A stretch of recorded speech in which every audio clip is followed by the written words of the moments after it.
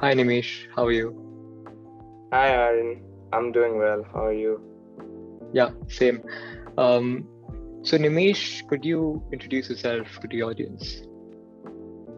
All right. I'm a junior at UWC USA. I am from India. Let's see. My subjects are I take Math A, HL, Physics HL, Econ HL, and SL subjects are Chemistry SL, Spanish Ab Initio, and English. Hmm. And so let's see. My passions are I like playing badminton. I used to play at the state level at home in India. Then I like to build things. I like to work with my hands. So I have a few projects that I keep working on in school here and there. And I also like to manage and lead events. So like just planning something that needs to be done in the school and just making sure it goes through. That's a really important passion of mine. Like just seeing it work through and the satisfaction that you get at the end of something like that. That's really important for me. So yeah, that's a little bit about me. Okay, so what sorts of thing do you like to build? Let's see. So right now I'm working on a project where a robot will open like the can for a soft drink, and Okay. it does it if you just hold it. If you just put the can in its holder, it does it by itself. It should do it by itself, Oh, and that's what I'm currently working on. In the past, I've done projects um, we were trying to work on a pistol that fires darts every time somebody enters the room when they're not supposed to if they're not part of the room. oh, So a okay, room security thing based on a face recognition software. Then nice. let's see. Um, yeah, that's the major projects I've been doing, Yeah, but there's so many minor ones here and there. Yeah, not worth mentioning. yeah, nice, nice. Okay, so you said that you study at UWC USA. So could you talk about UWC USA a little? Explain what UWC USA is and also the movement, the UWC movement. So UWC USA is one of the 18 UWC schools around the world, and UWC stands for United World College. And what it basically is that they take students from over 150 different countries, and then they send them to these 18 UWCs around the world. So each school ends up having a diversity of over 80 countries, 80, 90 countries of students per year. So, for example, my class has over 85 countries represented within a class strength of 120 students. And so UWC aims to build a peaceful and sustainable future through bringing people together. And that's what basically the mission of the school is. And each school brings the mission to life in its own community in a different way, depending on the context. But what they basically want to do is make the world a better place in their own way. And that's what the students here, they try to learn how to impact change in their own field. So for example, if I like STEM, then I work through STEM to bring a positive change in the world in my own way. If somebody likes art, then the school supports them to kind of bring change or advocate for issues through art and dance and other stuff. So, and that's what the school is mainly about. Apart from that, we have the IB curriculum at the school, which is one of the toughest curriculums in the world at this level. So, we just basically have that, but that is not the main focus of these schools. The main focus is the extracurricular activities, the learning that happens outside the classes. And that's what makes UWC so different from other IB schools. Okay, so you talked about context and like how every school has a different context. What I know is that at Mahindra, the University of India, they focus on sustainability. So at their core, they like practicing sustainability. With Pearson College, I think they have a marine sciences course, which is very unique for their Yeah. college. Uh, so for UWC USA, what sort of specialty or What's unique about UWC USA? So we have a few programs that the school focuses on. So for example, we have a far-fetched wilderness program. So where the students are like randomly put into groups and sent on wilderness trips, backpacking trips across Southwest USA. So let's see. In September, I went on a backpacking trip to Grand Canyon in Arizona, which is quite near to the school compared to the entirety of the national parks in the US. So we went there, and I've been on a couple of other backpacking trips throughout the wilderness here in New Mexico. And what we try to do on these wilderness trips is learn the history of the area around us and how like the indigenous people in US, they were basically colonized by the people who came in from Europe. So we learn about that. We learn about natural history in terms of how the vegetation and fauna is being affected by climate change, what we can do at our level to like have a positive impact to try and save wildlife, to try and be careful of small impacts like using plastic straws.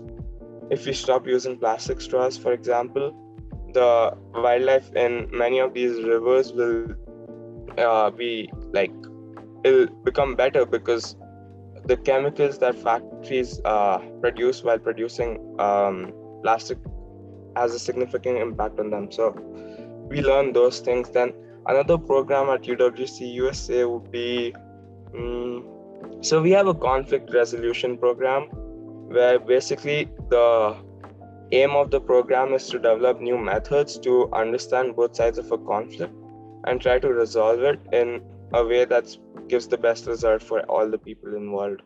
And that program is, well, some people don't like it very much because it's sort of a very American thing to do in terms of talking about conflicts and stuff.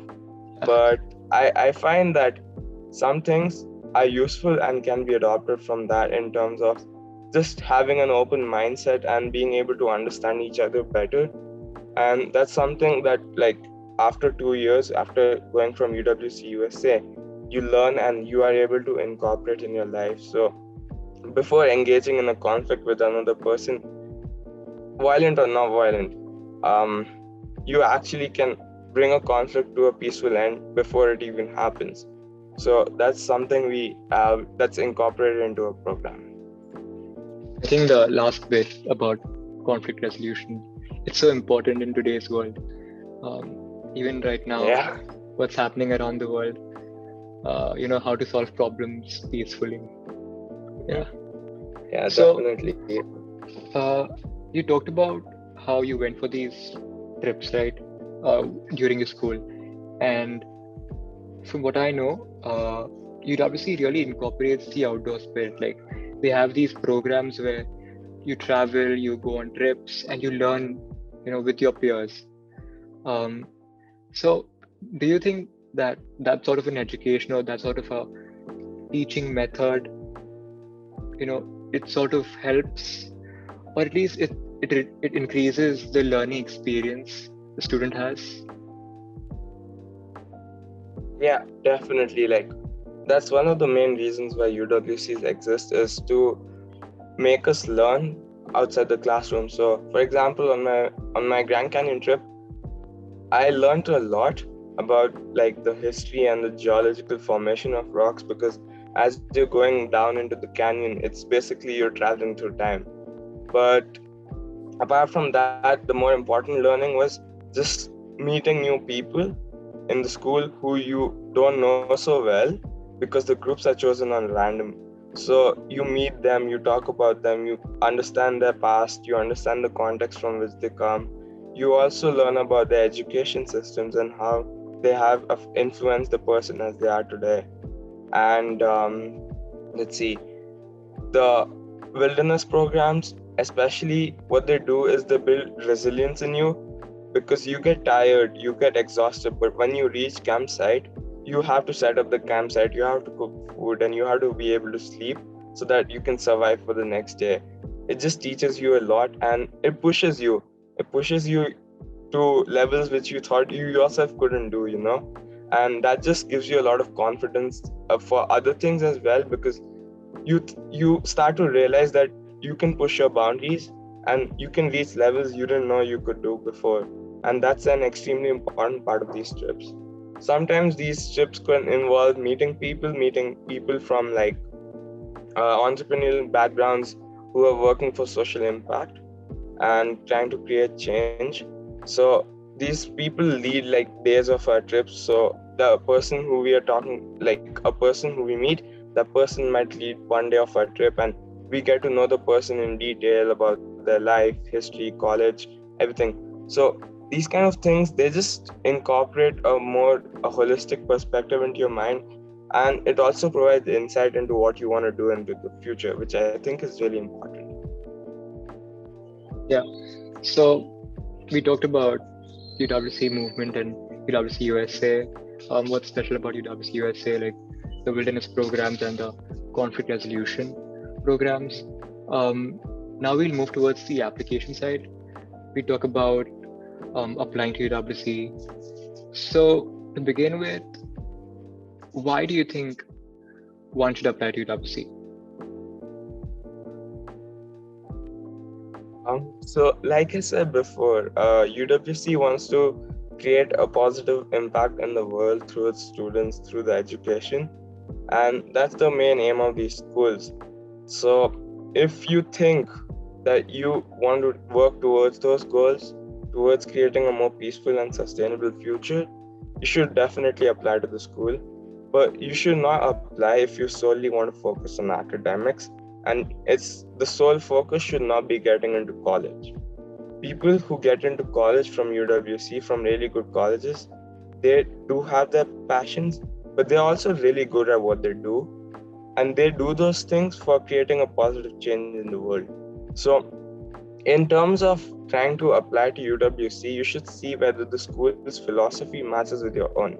Because once you come here, you might think that there's not enough focus on like in the Indian education system, for example, we have a lot of focus on academics.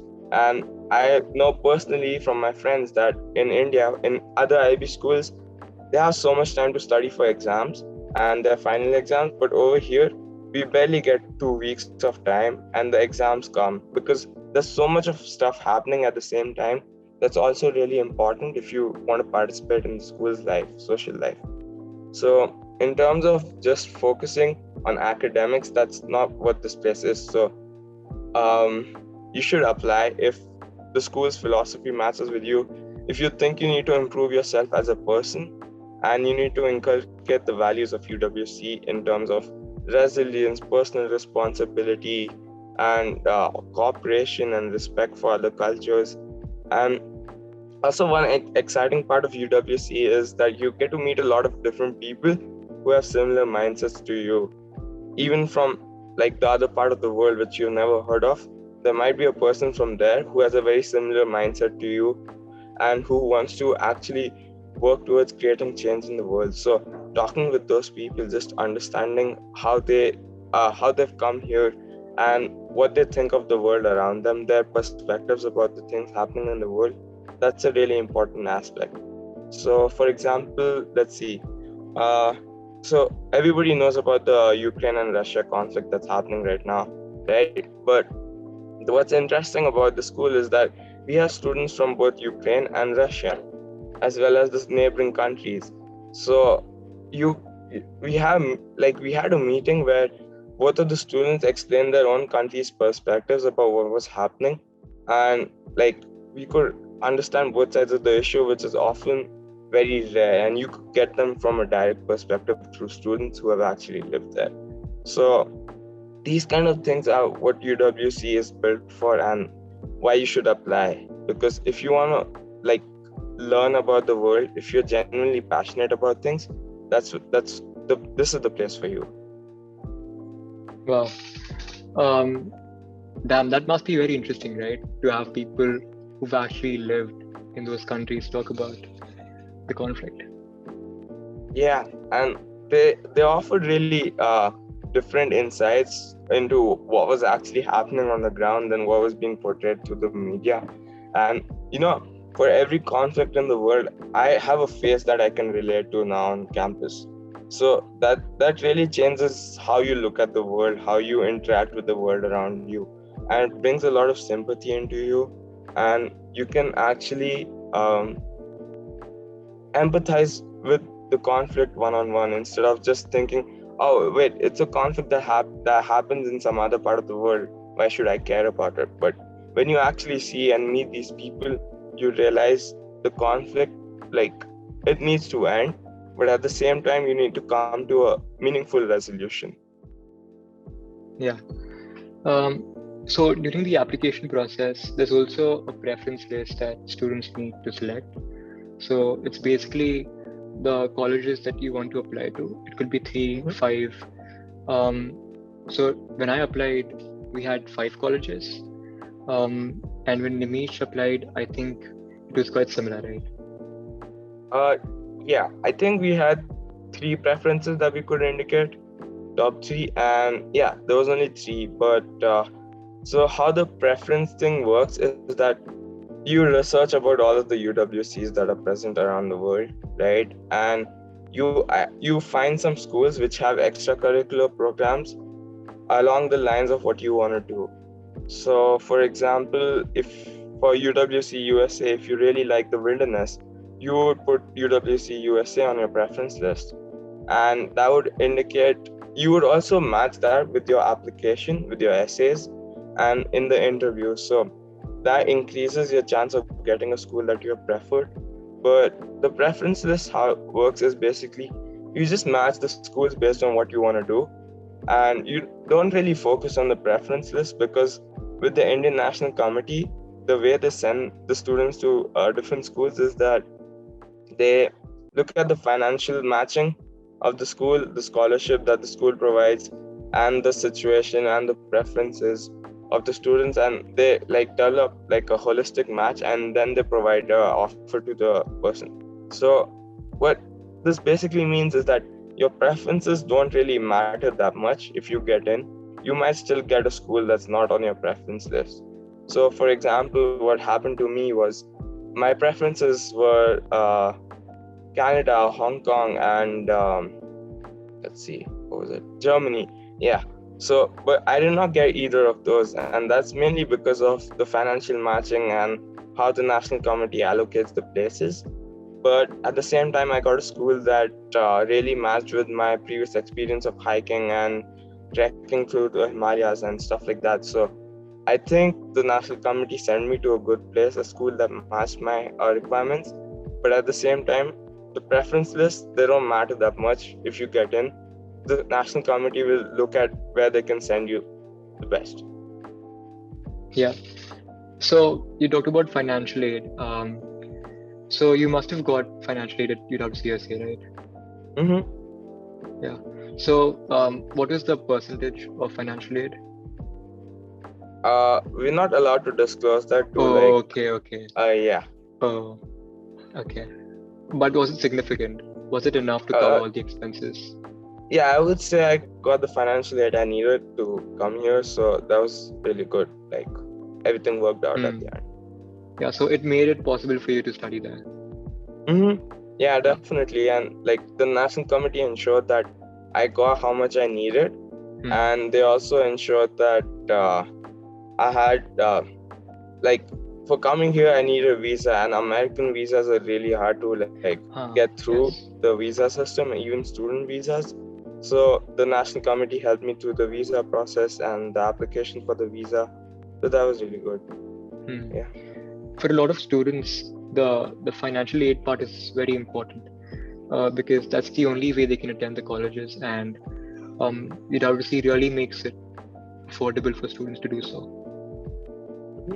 Yeah, UWC is the world's largest scholarship program at this level, and they give you financial aid irrespective of any kind of discrimination. So if you get in, they will offer you financial aid so that you can go to the school, and you don't have to reject the offer.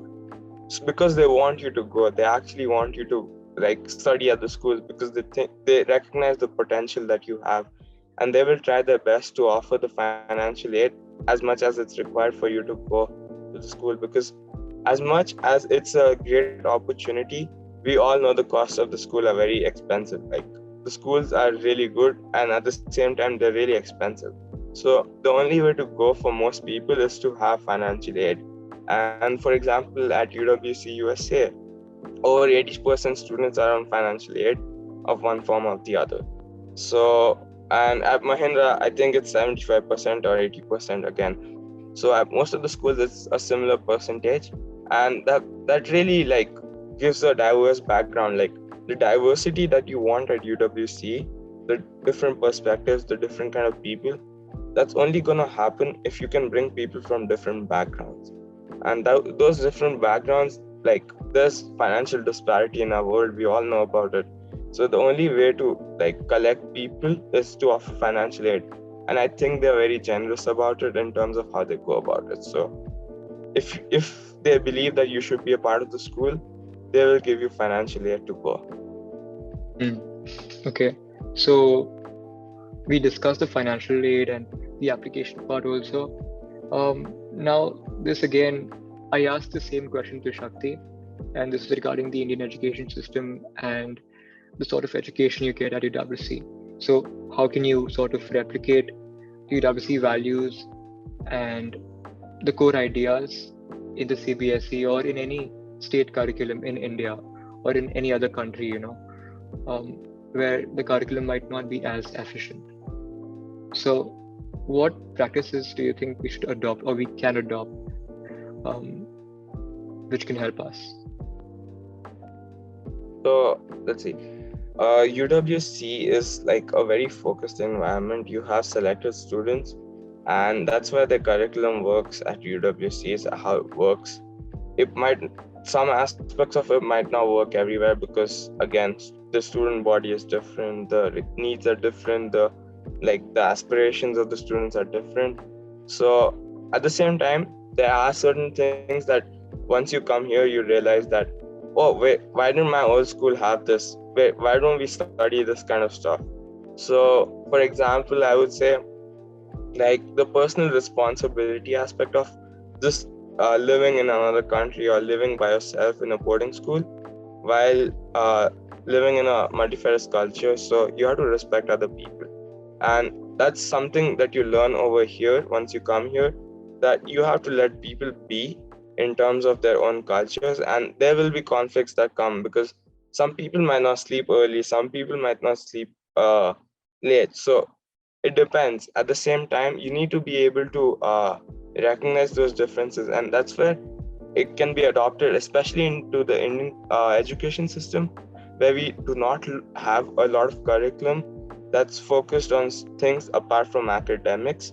What we could incorporate at the beginning, at the early stage of reform, would be just bringing sort of awareness of students about the conflicts in the world and how we can have an impact on those things, how the small things that we do, they actually matter in the larger scale of things.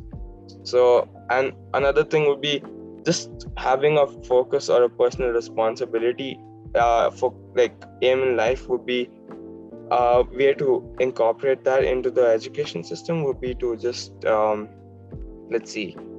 try to make students do projects of their own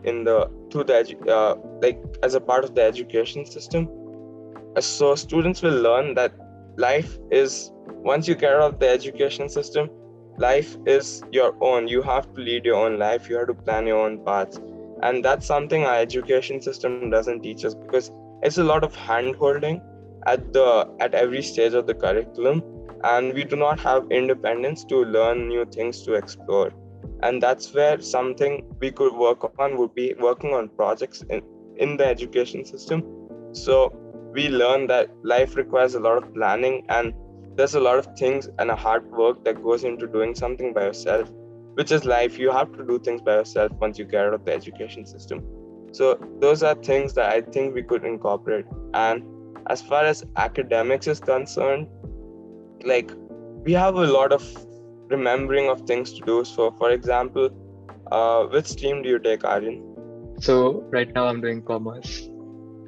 So you're doing commerce, right? So, for example, in mathematics and accounting, there are formulas and stuff, and you Yeah. have to remember all of those formulas for Yes. the exam, right? Yeah. And remembering those formulas is probably what takes the most amount of time while you're studying. Yeah. Technically, yes.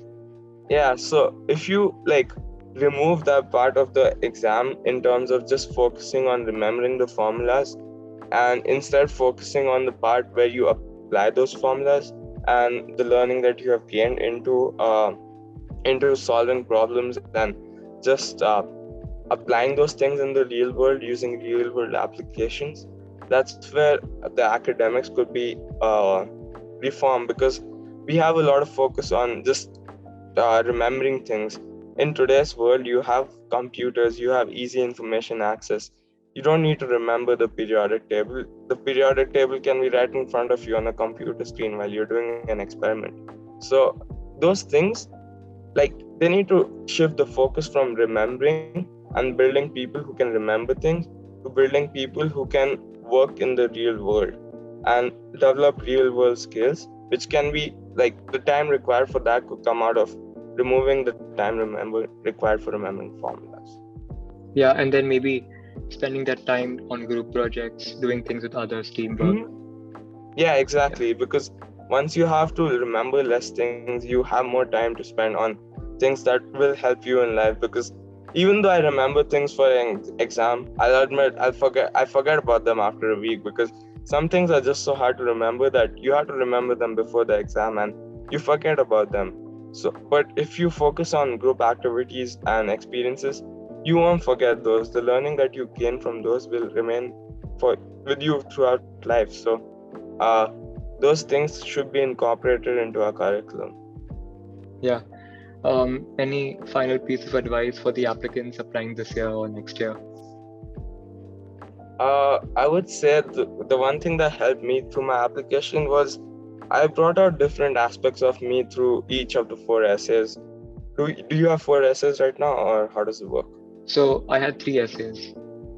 Oh, okay, you had three essays. Yeah. So we had four essays when I applied, and what I did was I just brought a different aspect of me, of my character through each of the four prompts that we had, and that just I think that really helped the admissions people like gain a better perspective of who I was and why I wanted to go to UWC. And in the application process, I would say the essays are so important that they even help you after you get to the interviews, after you get to the interview stage.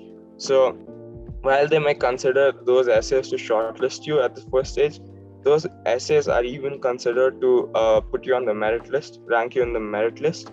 So you have to pay attention to the essays, and like those essays are really important, and you have to try to bring like a holistic or a more uh, whole approach to those essays, so people can understand why you want to go there, because all the admissions officers are looking for is why you want to go there, how you fit in there, what you want to do once you get there, how will you make use of the opportunity, and why do you think UWC should exist in the world. So those are the things that they're looking for, because that's what you do once you come here. You find yourself in an environment that's totally new.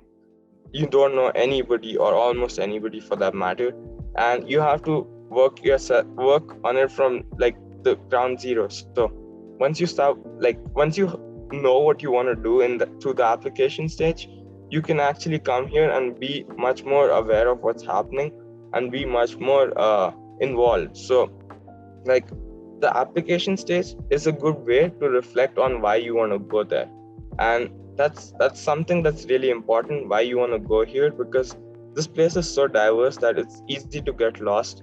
It's easy to get carried away. And also another thing would be just being able to live your own life, being independent. This becomes a deal breaker for many students. So, for example, I know first year students at UWC, my class, who won't be coming back next year. They just left because they couldn't handle the rigor of this place.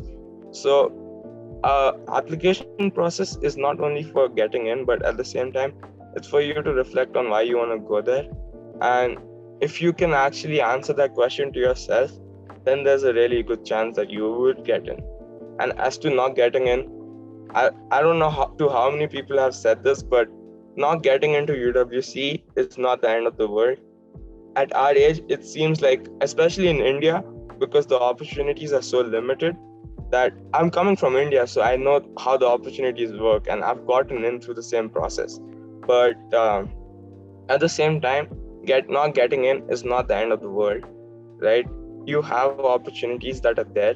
You can work through them, and at the same time, an important thing would be whatever you can, like whatever you thought UWC could give you, right? You could get that without going to UWC. You could do that in your community by yourself without going to UWC, because that just, as a person, that's who you are. If you want to create change, you can do that without UWC if you're really passionate about that. And at the same time, getting in is it's a really random thing, okay? So the person reads your essays. Maybe they're in a bad mood that day. They didn't like those essays because of that. Maybe they found one aspect of your essays that went against their personal beliefs or something. And they were just like, oh, wait, I don't think this person should join our school. So it's a very random process, and it's not reflective of who you are as a person and your potential in life. And it's important not to get discouraged by it, because for me, myself, I applied 2 times. The first time I was rejected because I was probably underage, and at the same time, my essays were not that good because I really did not understand what it is they were looking for. But once I applied the second time, I think I was really much more mature at that time, more understanding of what I needed to be and what I needed to do in life. So once I have those things, it's easier to get in. If you know what you want to do, if you know which area you want to pursue, that shows in the interview as well. So at the same time, you need to be really open to ideas, especially in the interview stage where they have group interviews, and people like from all different areas of India, they come together, they make you certain groups, right? So an important part of that would be just being able to listen to people, because that's what happens at the school. That's a very good representation, because India is such a diverse country that it's a really good representation of the actual UWC experience, the selections there at Mahindra. So I would say that don't stress yourself about the application process, but at the same time, be aware of why you want to go there and make sure that shows through your application, because that's what they're looking for. And also, one interesting thing is this selections process of the national committee. So we don't I got through, but I don't know what I got through for. I don't know why they chose, right? And I think that's a reply that most UWC students would give you, we don't know why we got in. Why are we at this place? What differentiates us from the other person who applied and did not get in? What makes us take this place that the other person did not get? And to be honest, I still do not know the answer. I've been here at this place for 8 months and I have no clue. I just try to reflect on that whenever I get time, but at the same time, you do not know what made you get in. So you need to be and the fact is that they don't look at your grades that much, but they do come into play. So it's the Indian National Committee. India is based on grades. So the selection process cannot be exclusive of grades. They do look at grades. They do look at your academic performance. They want to see that you can handle the pressure of being at this place and really do well at what you're doing, because they want to send people who can make the most of this opportunity. And at the same time, that's a very specific type of person who can do that. Not everybody, there are brilliant people who are not of this kind of personality or of this work type. There are people who live differently, who think differently, and they don't that's what they look for. Maybe they do not want this kind of people here. Maybe those people, their ethos don't match with UWC, but that's not reflective of the person's personal nature and how the potential can be achieved in life, right? So it's very specific. They look for different kind of people, and that's who they choose. Like, I might be equal on grades and stuff with another person, but I might not get in and the other person will, because they're looking for that kind of person. And what is that kind of person? I have no clue, and I don't think I will ever will, because it's very holistic, and they just choose people who they like. But how they choose those people, we never know. But it's not, you should not get disheartened, and it's not a blank yes or no process that, if you get in, oh my god, you'll be so successful in life, and if you don't get in, you're a total failure in life and you can't do anything. That's not how it works. It's a very holistic process, and they themselves, I don't think they know what they're looking for. They just choose the people that they like, and they might not like you, but that doesn't mean you're not good enough.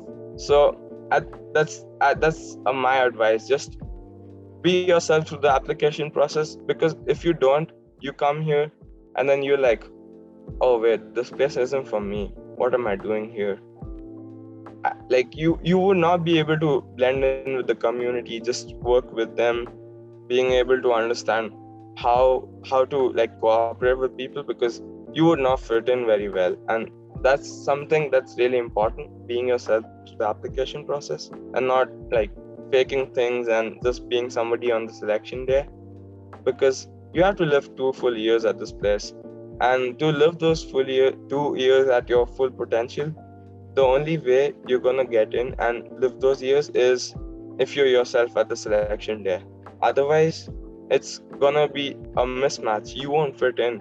Even though you're really good, you just won't fit in, because this place has a certain kind of people.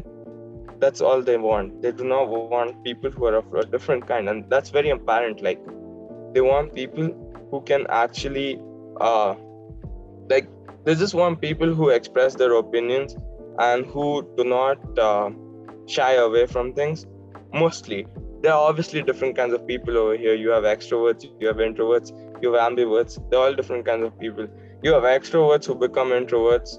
So, like, it's very diverse, but at the same time, it's not a reflection of who you are as a person and what you can do later in life. And you can always apply again. I know a lot of people who get in the second time. So if you Hmm. do have that chance, you should definitely take it and make sure that you try, because the second time, your application really changes the way you apply, the way you approach it. So if you have a chance to apply the second time. Yeah. Thank you, Nimish, for sharing your experiences. I think this is very valuable advice for those applying. Apply when you're applying, be yourself, and if you have the opportunity, then apply again. Um, Unfortunately, I won't be applying again because um, time limit and it's too Yeah. late now. Uh, but I had a good experience applying. I learned a lot, and also look at the application process as a learning experience. Um, Yeah. a time to discover new opportunities, get to know about all these different curriculums. Yeah, thank you Yeah. again. And oh wait, one more thing about the Yeah. application process is, like, it really brings out your strengths and weaknesses in terms of what you can actually write. So we don't write essays for applications in India that much. We just have our transcripts that we send to school and extracurriculars sometimes. But these essays, they really do they make you realize who you are as a person. They, like, it forces you to reflect. And that's essentially, that process takes place literally every day at this place. Like, if Mm, you cannot over here at UWC, you need to be able to focus on your weaknesses, and at the same time use your strengths to your advantage. So if you do not accept your weaknesses, you do not accept that you need to improve in this area, then life can become really difficult over here, because you'll be living in denial and you won't be able to achieve certain things over here.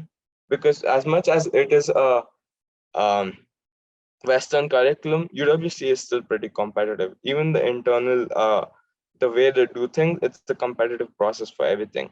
So you need to be able to understand your weaknesses and your strengths and utilize them to your advantage. So that's something that the application process really brings out, and that you should be, even if you don't get in, you should that that would be a really great running if you can take it away from the application process, your strengths and your weaknesses. Yeah, also reflecting whenever you can. Okay. Thank you, Nimish, again so much for being on the podcast and sharing your insights. Yeah. Of course. Oh shit. Yeah. Could you complete your sentence? I just hope it was useful to people and like you learn something from the application process, because that really is the most important. Yeah. Thank you.